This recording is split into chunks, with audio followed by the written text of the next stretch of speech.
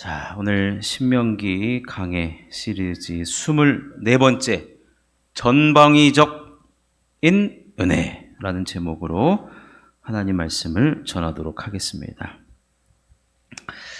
보통 우리가 방향을 이야기할 때 동서남북 네 방향을 우리는 이야기합니다.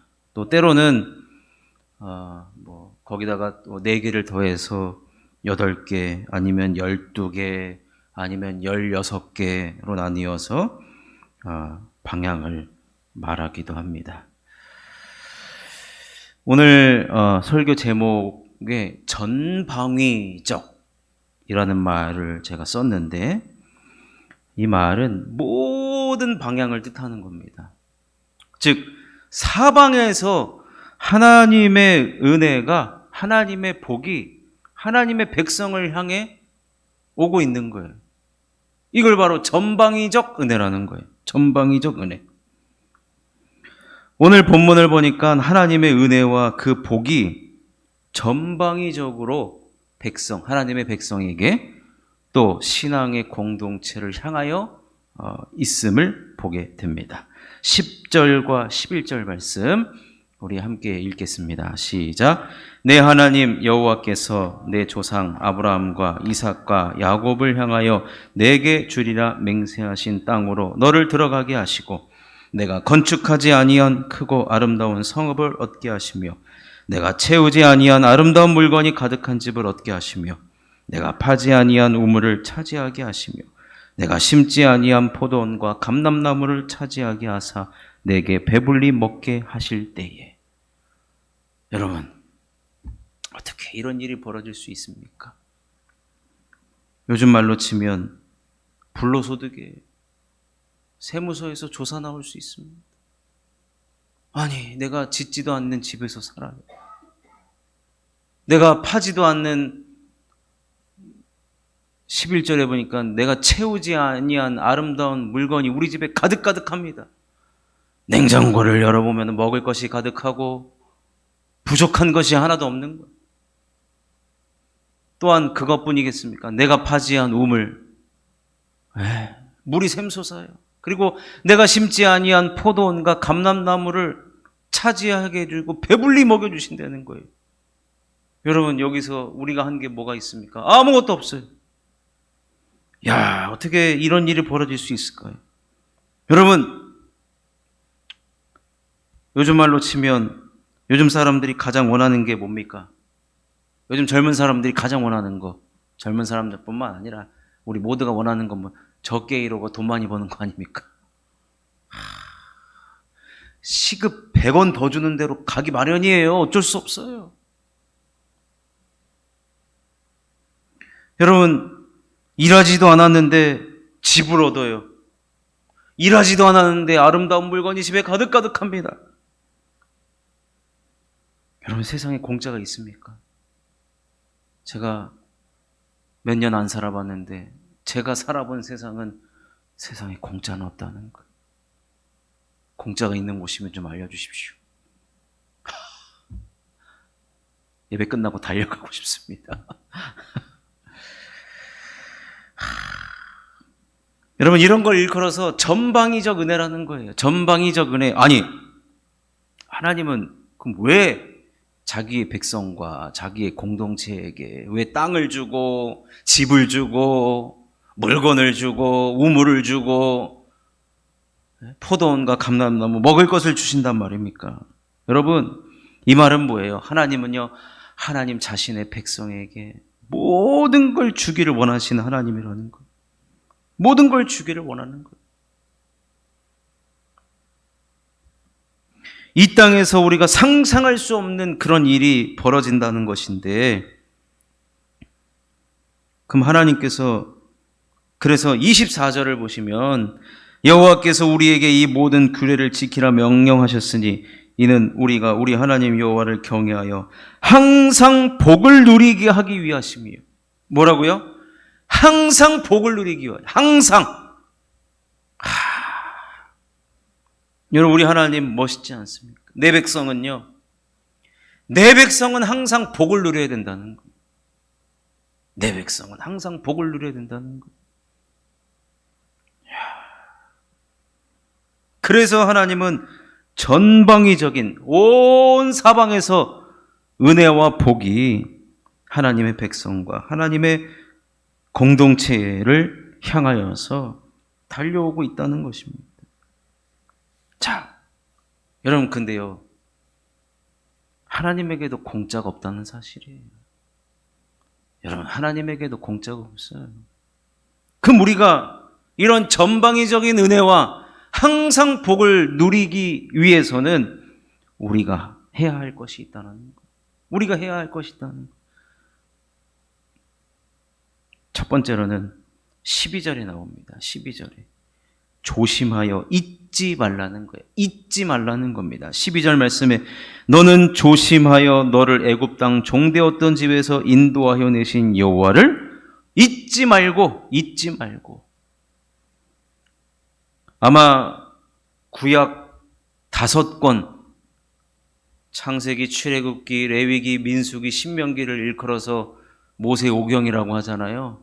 이 모세오경에서 가장 많이 반복되는 말 중에 하나가 잊지 말라는 거예요. 잊지 말라는 거예요. 하나님은요, 잊혀지는 것에 대해서 너무나도 싫어하십니다. 잊혀지는 것. 유명 연예인들이,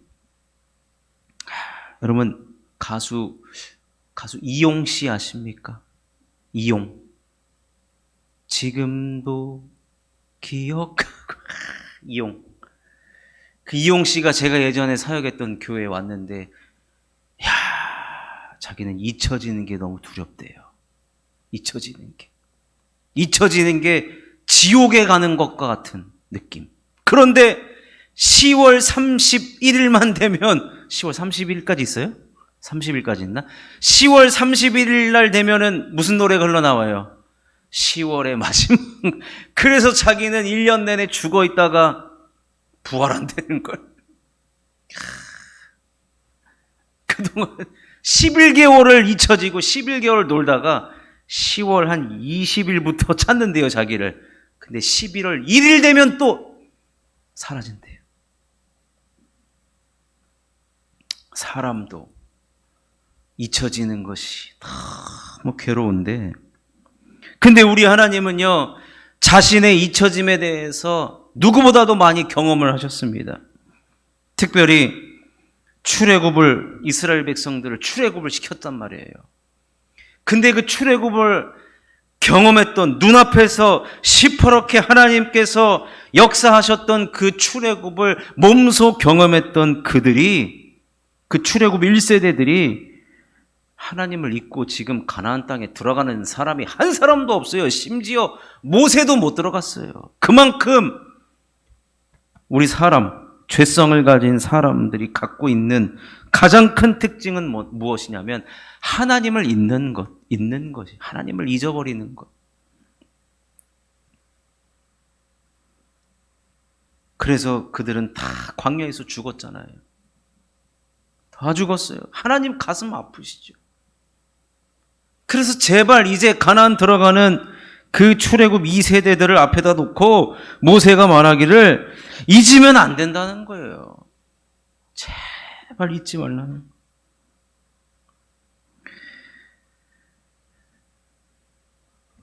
하나님께서 이렇게 복을 주시겠다, 전방위적인 은혜, 짓지도 않은 집을 주고 집에 먹을 것이 가득하고 우물을 주고, 와, 너무 좋잖아요.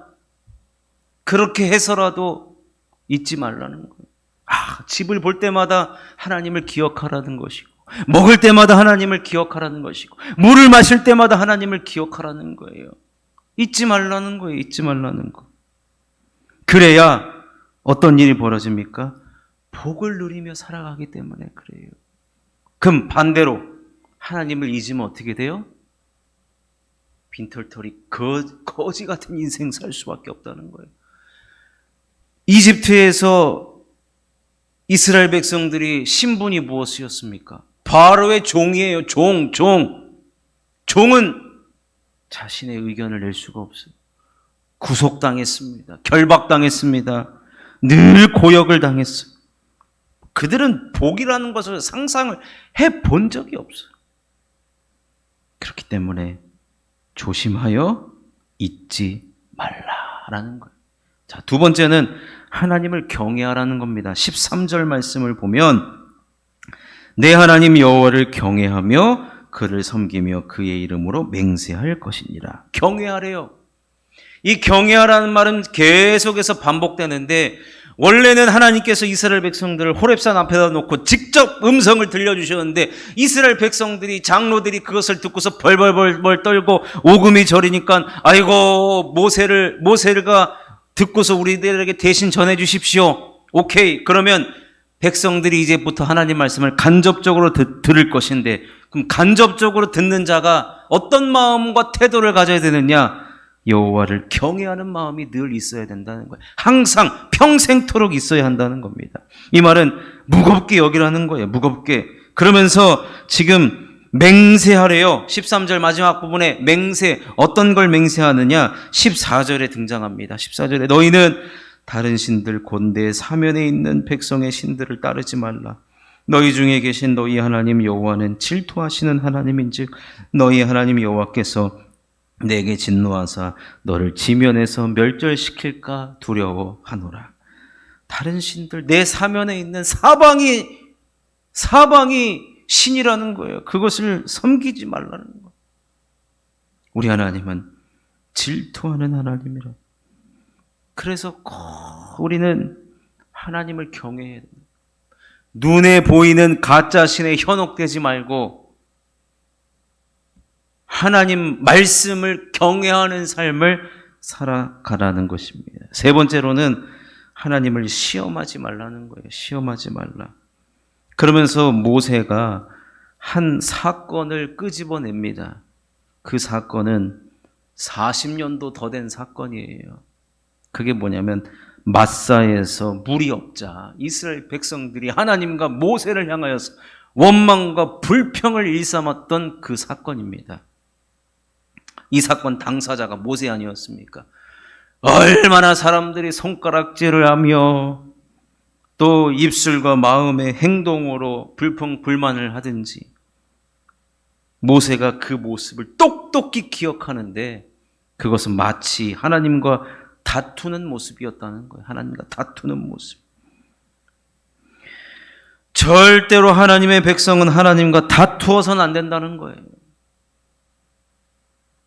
하나님께서 전방위적으로 은혜와 복을 주시는 하나님인데 원망할 이유가 하나도 없다는 거예요.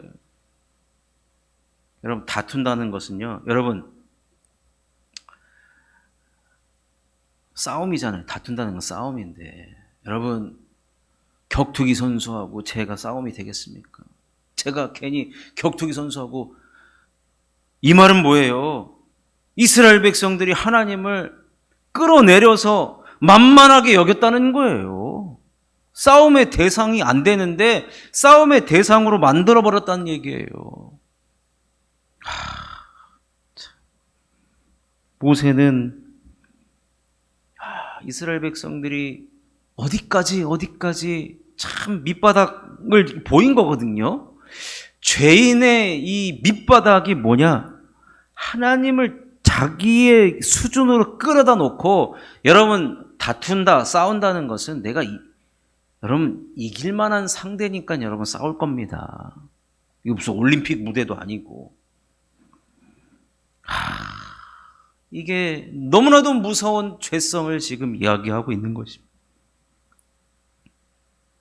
그러면서 마지막으로 네 번째 마지막으로 하나님께서 주신 명령과 증거와 규례를 지키라는 겁니다.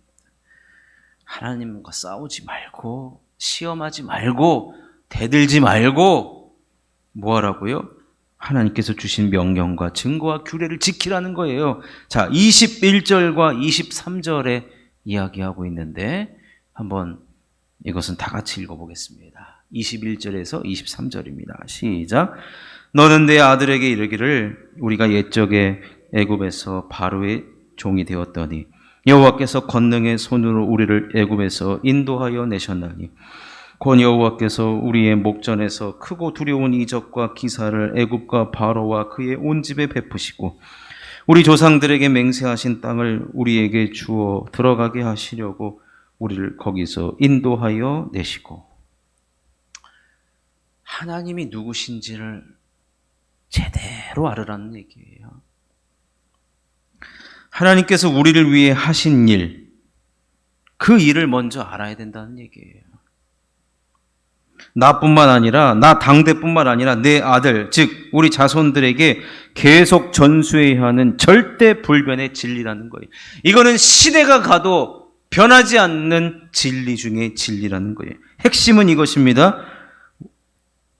우리 조상들은 바로의 종이었습니다. 하지만 하나님의 여호와의 권능의 손으로 우리를 인도하셔서 지금 이 자리에 있게 하셨다는 거예요. 이게 핵심이에요. 바로의 종이었지만 여호와의 권능한 손이 우리를 인도하셔서 지금 우리가 이곳에 있어서 전방위적인 은혜와 복을 누리게 될 것이다 라는 거예요. 그럼 뭐예요? 우리는 이제 종이 아니라는 얘기예요. 종이 아니고 하나님을 우리의 주인으로 모시고 살아간다는 거예요.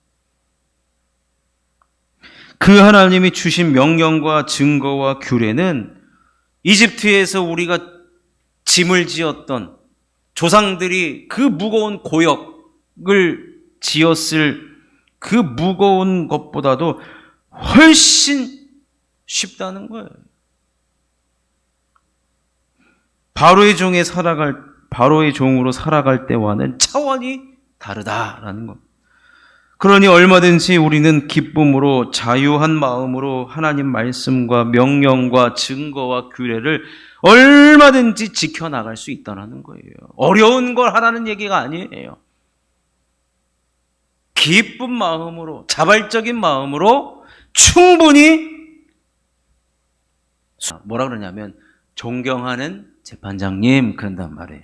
존경하는 재판장님. 이게 영어 표현으로 보면 Your Honor라 그래요. Your Honor. 존경하는 재판장님. 이것이 바로 의로움이에요. 존경한다라는 거예요. 존경한다. 여러분, 제가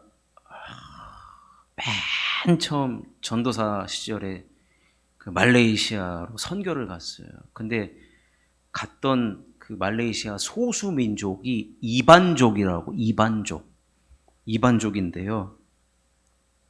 그 사람들은 남자, 성인이 되고 결혼을 하려면 의로운 자가 되어야 돼요.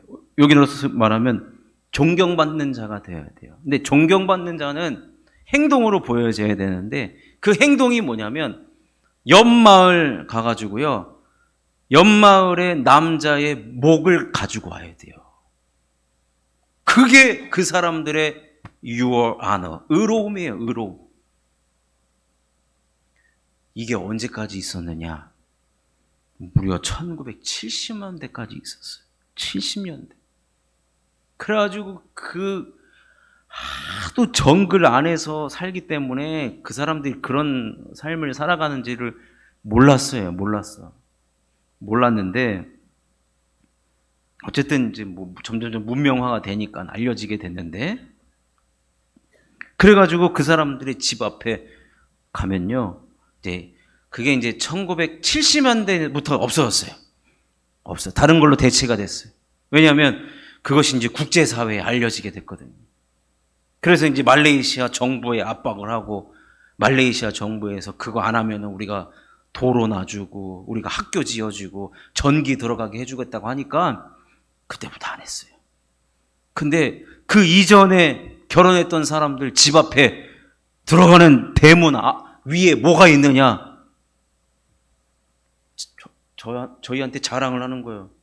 내가 그때 우리 이반족의 용맹스러운 존경받는 자였다라고 해골바가지 보여주면서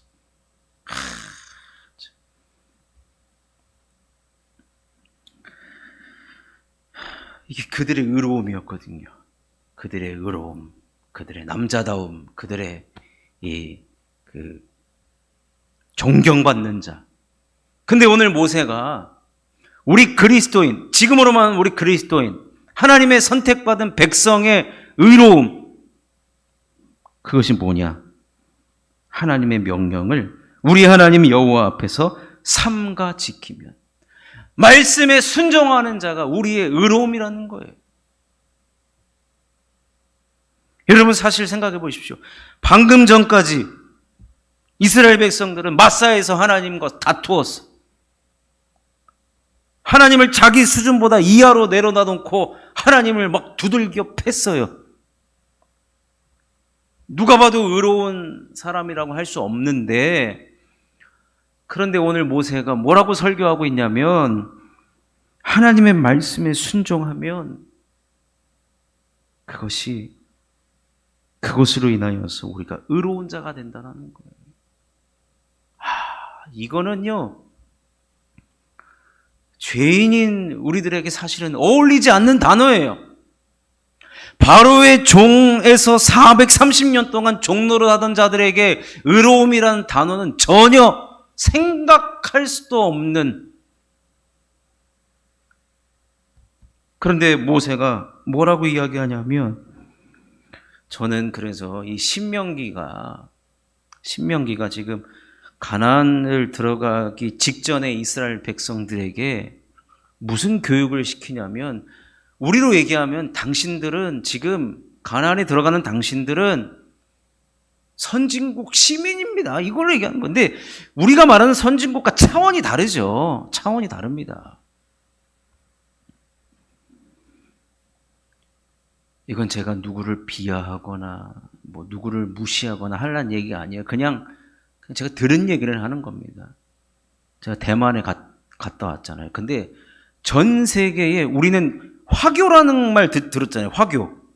네, 화교. 이 사람들은 전 세계에 흩어져 있는 이제 중국 사람들을 뜻하는데, 중국 사람들이 전 세계에 엄청 많잖아요. 중국 대륙에만 벌써 한 12억인가 13억이 있는데, 그 외에도 따지면요, 전 세계에 진짜 한 20억은 아마 중국 뭐 화교 쪽이죠. 근데 제가 대만에서 들은 얘기가 뭐냐면, 제일 신사적인 그 중국계 화교들이 있다는 거예요. 제일 신사적인. 그 어딥니까? 그랬더니 싱가포르계 화교가 최고라는 거예요. 그 사람들은 매너도 좋고, 그 사람들은 뭐 도덕성이 끝내주고 막. 그 다음은 어딥니까? 제가 궁금해져. 그 다음은 어딥니까? 어디일 것 같습니까? 홍콩. 짱구경, 주윤발. 이런. 그 다음은 어딥니까? 그 다음 대만 사람들이에요. 대만 사람들. 그 다음은 순위를 매길 수가 없대요. 저 밑으로 가기 때문에. 중국 내에서도 뭐 북쪽에 있는 사람, 가운데 있는 사람, 얘기를 하지 말자고 하는데. 여러분, 우리도 보면은, 우리가 뭐로 따지는지는 모르겠습니다. 뭐 선진국 시민 그러면은 어떤 뭐 기준이 있을 거 아니에요. 근데 그것을 넘어서서 사실 우리가 죄인이잖아요.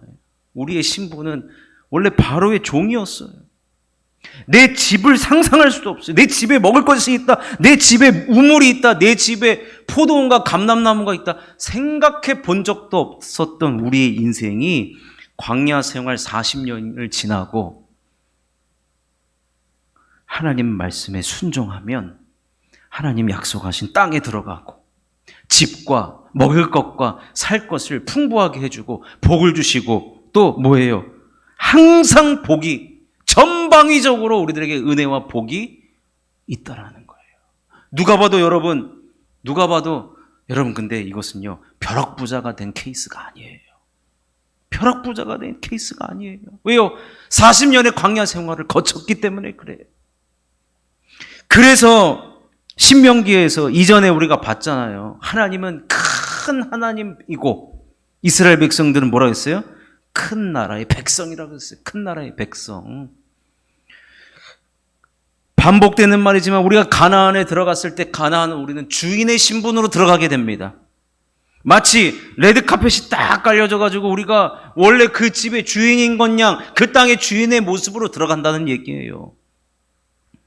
근데 그 땅에 우리의 몸이 들어가고 그 집에 거주하는 것만으로 주인의 모습으로 들어가는 것이 아니라 우리의 진짜 주인다움, 진짜 주인의 모습이 뭐냐? 하나님 말씀에 순종하는 의로움이라는 거예요. 하나님은 눈에 보이지도 않아요. 형상도 없어요. 사방에 보면은 다 휘황찬란한 우상, 우리를 막 무섭게 하고 두렵게 하는 우상들이 다 사방에 있지만 그 신들보다 가장 신 중의 신이요, 우리를 구원한 신, 눈에 보이진 않지만 살아계신 하나님, 그 하나님 말씀에 순종하는 자가 어떤 자냐? 의로운 자라는 거예요. 그래서 우리는 의로운 자로 그 땅의 주인 자격으로 들어간다는 겁니다. 여러분, 신앙생활도 마찬가지. 우리는요, 주인 의식을 가지고 신앙생활을 하는 겁니다. 이거 안 지키면 혼나. 그건 주인이 아니에요. 그건 주인이 아니에요. 주인에게는 자유가 있습니다. 주인에게는 자유가 있어요. 그런데 더 높은 것을 추구하는 것이죠. 그것이 뭐예요? 우리 하나님 여호와 앞에서 하나님의 말씀을 삼가 지키는 것입니다. 말씀을 정리하겠습니다. 전방위적인 은혜를 주시는 이유는 우리가 하나님의 말씀을 지켜서 의로운 자가 되어서 복을 누리며 살아가는 자로 만들어 가시기 위함이라는 거예요. 말씀에 순종하는 것이 계속적인 순종이 계속적인 복을 누리며 살아가는 것입니다. 우리가 이러한 자의 자격을 일단 얻었다는 거예요. 어떻게 해요? 애굽에서 우리를 구원해 주신 하나님 때문에 자격을 얻은 자예요. 자격을.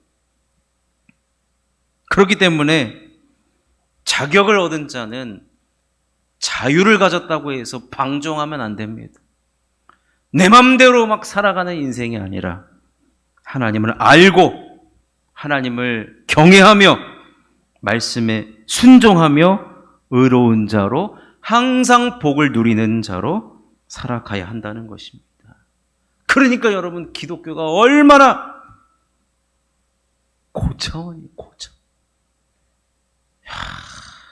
우리 옆에 있는 분하고 앞뒤에 있는 분하고 고차원 성도이십니다. 참 고차원 성도이십니다. 기도하겠습니다.